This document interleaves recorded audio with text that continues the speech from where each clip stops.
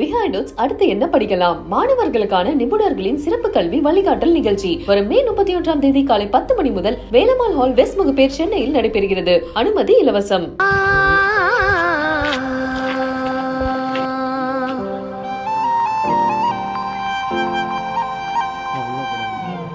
வீடு இல்லாதனாலதான் வந்து ஃபேமிலி கூட இல்ல சொல்றாங்க. நீங்க அதனால வீடு கட்டி கொடுக்க சொல்லியாச்சு, கட்டி கொடுத்துருவாங்க. 2 மாசத்துல வீடும் உங்களுக்கு.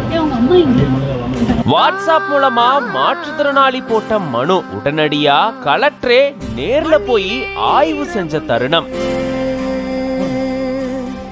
முள்காட்டில் பூவும் உண்டு.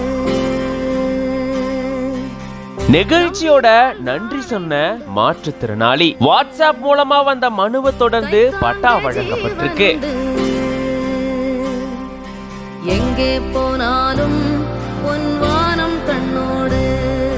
செங்கல்பட்டு மாவட்டம் காட்டாங்குளத்தூர் ஒன்றியத்துக்குட்பட்ட கரும்பாக்கம் பகுதியை சேர்ந்தவர் 39 வயதான சத்தியமூர்த்தி. கடந்த 2018ஆம் ஆண்டு வாகன விபத்துல இவருக்கு முதுகு தண்டுவடம் பாதிக்கப்பட்டிருந்திருக்கு. இவருக்கு திருமணமாகி 2 குழந்தைகள் இருக்காங்க. இவருக்கு சொந்தமா வீட்டுமனை இல்லாததால வீட்டுமனைக்கான பட்டா வழங்கணும் அப்படின்னு சொல்லி உதவி கேட்டு செங்கல்பட்டு மாவட்ட ஆட்சியர் அருண்ராஜ் அவர்களுக்கு வாட்ஸ்அப் மூலமா மனு கொடுத்திருந்திருக்காரு. இந்த மனுவை பார்த்த 2 நாட்கள்லயே மாவட்ட ஆட்சியர் அருண்ராஜ் அவர்கள் நேர்ல போயிட்டு இவர்கிட்ட விசாரிச்சிருந்திருக்காரு. இவருக்கு வீட்டுமனைக்கான பட்டா வழங்கணும் அப்படின்னு சொல்லி உயர் அதிகாரிகளுக்கு உத்தரவிட்டிருந்திருக்காரு. 2 மாதத்துக்குள்ள இதுக்கான நடவடிக்கைகள் மேற்கொள்ளப்படும் அப்படின்னு சொல்லியிருந்திருக்காரு. இது தவிர ஊரக வளர்ச்சித்துறை மூலமா வீடு கட்டி தரப்படும் அப்படின்னு மாவட்ட ஆட்சியர் உறுதி அளிச்சிருந்திருக்காரு. இப்படி மாற்றுத்திறனாளி ஒருத்தர் வாட்ஸ்அப் மூலமா ஒரு மனுவை கொடுத்த நிலையில உடனடியா அதுவும் 2 நாட்கள்ல மாவட்ட ஆட்சியர் நேர்ல போயிட்டு நலன் விசாரணை செஞ்சதுக்கு அப்புறமா